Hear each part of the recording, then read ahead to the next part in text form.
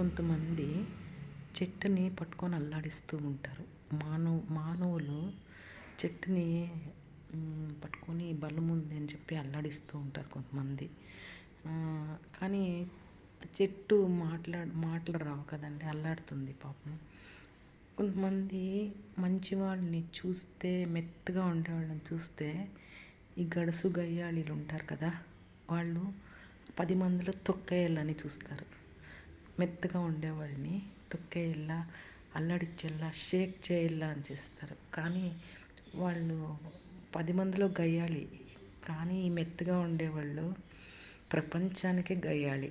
మెత్తగా ఉండేవాళ్ళు AK-47 లాంటి వాళ్ళు లోపలే ప్రణాళికలు వేసుకుంటూ ఉంటారు, ఎవరిని ఏం చేయాలా అని. అంత మెత్తగా ఉండేవాళ్ళు అంత స్ట్రాంగ్గా ఉంటారు. అది ఆ లాజిక్ మర్చిపోయినట్టున్నారు గయ్యాళి గంపులు.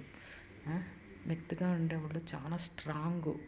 ఎప్పుడు ఎక్కడ ఏం చేయాలా, ఎక్కడ స్పాట్ పెట్టాలా అని తెలిసి ఉంటుంది వాడికి.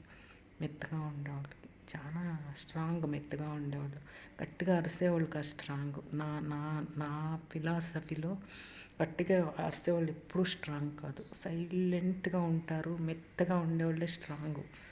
చాలా వాళ్ళకి ఎక్కడ స్పాట్ పెట్టాలా, ఏం చేయాలా అనేది మైండ్కి తెలిసి ఉంటుంది వాళ్ళకి.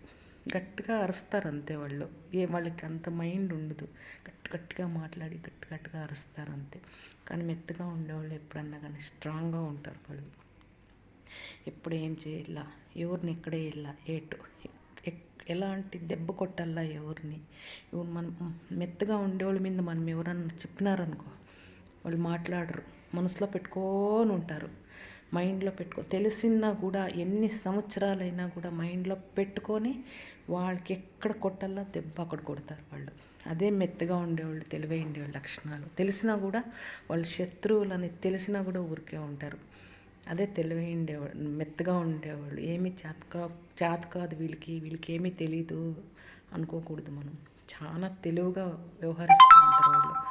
మాట కూడా చాలా ఇదిగా ఉంటుంది వాళ్ళకి. తెలిసినా కూడా వాళ్ళు కొట్లాటకు దిగరు. దెబ్బ ఎట్లా కొట్టాలో వాళ్ళకి బాగా తెలిసి ఉంటుంది. చాలా చాణక్యంగా ఆలోచన చేస్తారు. చాణక్యంలాగా ఆలోచన చేస్తారు వాళ్ళు. చాలా తెలివిగా ఆలోచన చేస్తారు. గబగబా మాట్లాడరు వాళ్ళు. చాలా లోపలే ప్రణాళికం వేసుకుంటూ ఉంటారు. వాళ్ళ మీద చెప్తే వాళ్ళు ఊరికే అంత అమాయకులు అనుకోకూడదు మనం. చాలా తెలివిగా ఆలోచన చేస్తారు. ఎక్కడ కొట్టాల దెబ్బ, ఎక్కడ ఏం మాట్లాడాలనేది కూడా వాళ్ళకి తెలిసి ఉంటుంది. వాళ్ళు గట్టిగా అరిసేయలేదు వాళ్ళు. ఎక్కడ ఏం మాట్లాడాలి, ఎవరికి ఎట్లా జవాబు చెప్పాలనేది కూడా వాళ్ళకి తెలిసి ఉంటుంది.